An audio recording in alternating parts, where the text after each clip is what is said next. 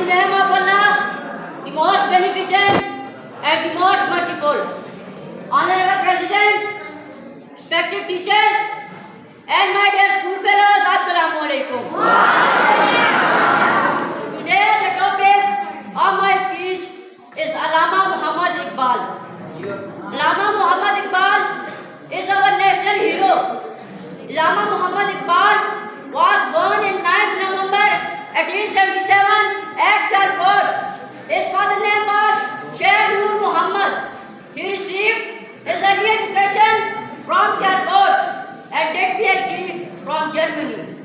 हजारों साल नरगिस अपनी बेनूरी पे रोती है, हजारों साल नरगिस अपनी बेनूरी पे रोती है, बड़ी मुश्किल से होता है चपन में दीदावर पैदा.